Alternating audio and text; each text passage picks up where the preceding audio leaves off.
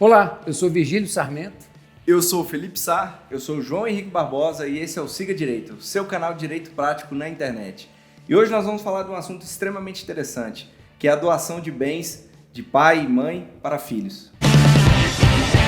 Bem, meus amigos, o bom de trabalhar em cartório é que todos os dias surgem casos novos, né? Todos os dias a gente procura fazer algo diferente e realmente aparecem os casos diferentes, né? João, o que você pode nos contar aí em relação ao caso prático de hoje, meu amigo? Pois é, o nosso caso prático de hoje foi uma senhora que tinha uma idade um pouco avançada, que me procurou lá no cartório dizendo o seguinte, que ela tinha 2 filhos, um dos filhos já bem sucedido profissionalmente e o outro que ainda estava iniciando a carreira profissional e que ela se preocupava muito no caso da falta dela, né? No caso da morte dela. E que ela queria um meio, encontrar um mecanismo jurídico para poder deixar esse filho, que ainda não tinha uma vida financeira estabilizada, de certa forma confortável. Né? Resguardar o direito dele caso aconteça alguma coisa com ela. E né? não só resguardar o direito, mas também deixá-lo de forma confortável perante o outro filho que tinha uma vida já mais estabilizada, uma vida mais confortável. Né? Ótimo. Então ela me perguntou, me pediu ali a minha opinião sobre o que ela poderia fazer para destinar parte dos bens dela para esse filho que ainda não tinha uma vida consolidada. Então eu a orientei de maneira a observar o que ela tinha de patrimônio, enfim, o que ela queria destinar, a fazer uma doação. Perfeito. Né? A doação de parte dos bens dela para esse filho que não tinha ainda uma vida estabilizada, né? Através de uma escritura pública. Então, assim, só para fazer um paralelo, né? Nas conversas anteriores a gente falou do testamento, né? E a gente deixou muito claro que o testamento é um documento que ele existe, ele é válido, mas a eficácia dele fica suspensa. Isso. Ele só passa a ter eficácia após o falecimento de quem fez esse testamento. No caso de hoje, não. Você sugeriu que ela faça doação em vida. Isso. Né? Só que essa doação não é uma doação comum, ela é uma doação de uma mãe para um filho. E isso traz implicações, não é isso? É, exatamente. E eu acho que é isso que a gente tem que abordar aqui. Sem dúvida. O primeiro requisito a ser observado é de que, como ela tem filhos, né, vivos, ou seja, ela tem herdeiros necessários, que a gente juridicamente chama, ela não pode dispor de 100% do patrimônio dela para esse filho que ainda não tem uma vida estabilizada. Perfeito. Ela só pode dispor de 50% do patrimônio que ela tem. A mesma regra do testamento. Né? Sim. Então ela pode dispor em doação, já em vida, né, ainda em vida, para esse filho que não tem uma vida estabilizada, esse 50% do patrimônio que ela tem. Entendi. Então, esse é o primeiro requisito. Num caso prático, uma pessoa então que queira fazer uma doação no cartório e tendo herdeiros necessários, ela só poderá doar 50% do seu patrimônio. Exatamente. Independente do tipo de bens, seja bens móveis ou imóveis. Então vamos relembrar aqui o que é um herdeiro necessário. A gente falou isso naquele vídeo sobre testamento, né? Vamos falar aqui novamente para ficar bem claro para as pessoas. Ótimo. Herdeiro necessário é quem tem descendentes, ascendentes, cônjuge ou companheiro. Né? Então, se eu tenho filhos, netos, pais, avós, esposo ou esposa e companheiro ou companheira, eu tenho um herdeiro necessário e nessa hipótese eu só posso fazer a doação de até 50% do meu patrimônio, não é isso? Ou seja, 50% eu tenho que destinar especificamente para essas pessoas, né? Que são os legítimos, não é isso? Exatamente, os herdeiros necessários que recebem por força de lei aquela herança. Até porque, né, se uma doação é feita em vida, eu estou, na verdade, adiantando aquilo que eu tinha para passar por herança. Então, Exato. se eu, no caso do exemplo, né, João, que você trouxe, essa senhora quer doar um imóvel para um filho, esse filho receberia esse imóvel quando ela morresse, por força de herança. Só que agora ele está recebendo em vida, então ele está recebendo um adiantamento dessa herança, não é verdade? É exatamente isso. E no caso prático, né, no caso concreto, eu perguntei a ela o que ela tinha de patrimônio, enfim, para entender a situação.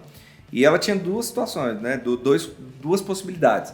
Ou ela podia doar a parte que ela gostaria para o filho que não tinha essa condição financeira muito equilibrada. Antecipando já a herança, né? Antecipando essa herança. Ou ela conseguia fazer a doação, por exemplo, de um apartamento específico que ela queria doar, sem ser da parte que seria de antecipação da herança. Ou seja, da parte que ela podia realmente dispor para um filho ou para qualquer pessoa, né? Sem descontar daquela parte que ele teria direito no momento do inventário, por exemplo, né, Virgílio? Isso.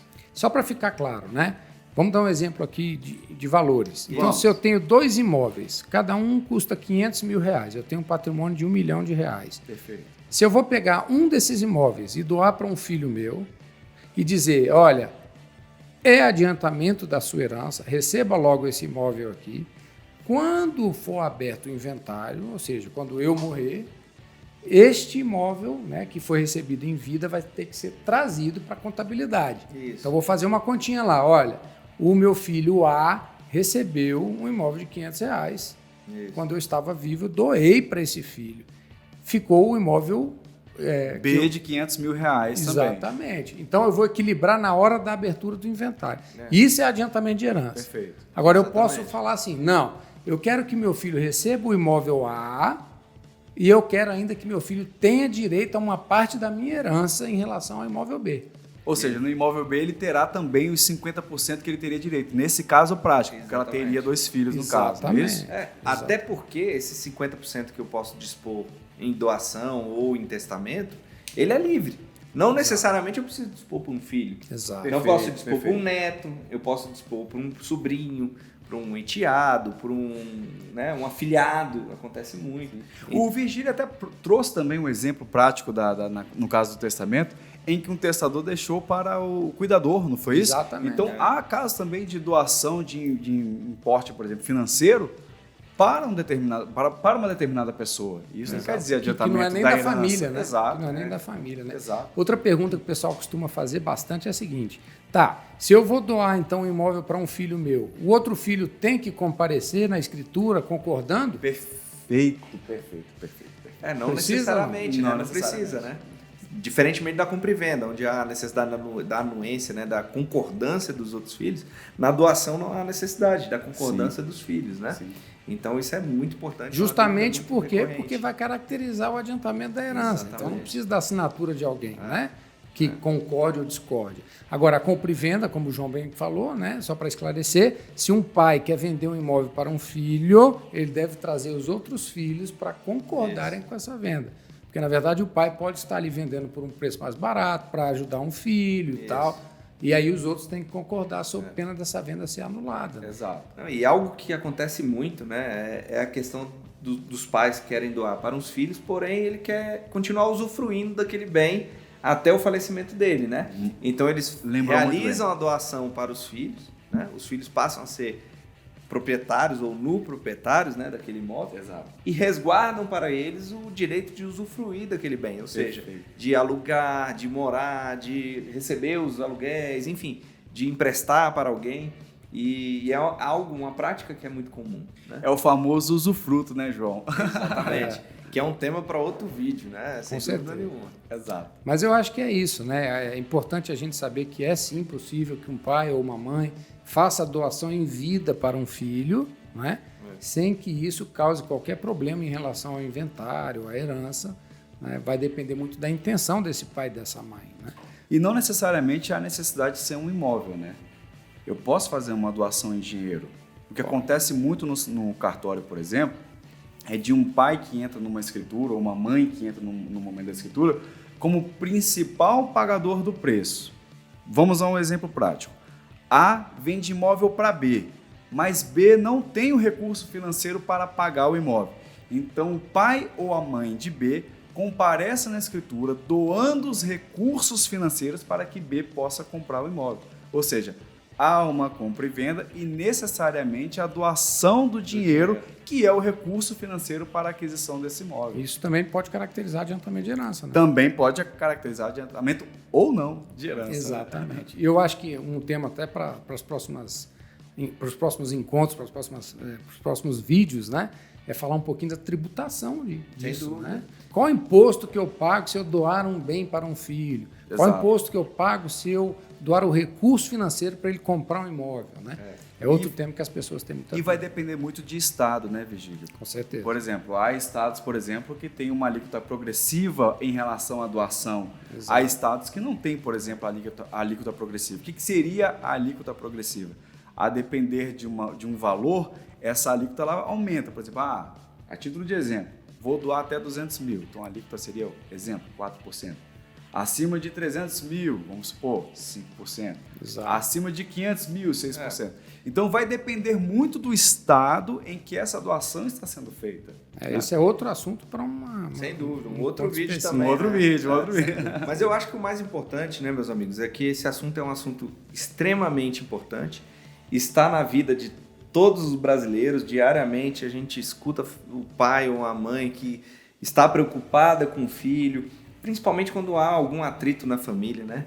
Onde você tem filhos que não se falam por algum motivo, há um desequilíbrio ali emocional na família. E eu acho que o direito ele vem, né, nesse caso prático nosso, para poder criar uma harmonia de alguma forma e principalmente confortar os pais e mães, né, que querem de alguma maneira proteger os filhos que ainda não engataram ali financeiramente e se estabilizaram, né? Então eu acho que o caso prático de hoje é muito interessante e as pessoas nos procuram muito com essa dúvida. Exato. João, o importante que você falou, e é importante que a gente esclareça isso para a população, que não é apenas um caso prático, mas ele é recorrente. É verdade. Todos os dias aparecem pessoas no cartório querendo falar de doação de pai ou mãe para filhos. Isso é recorrente. E é um assunto que realmente a gente tem que tratar de uma certa forma. Então é isso, meus amigos. Né? Hoje falamos de um assunto muito importante, que é a doação de bens de pais para filhos. E esse é o Siga Direito, o seu canal de direito prático na internet. Se inscreva no nosso canal, ative as notificações e fique sempre por dentro.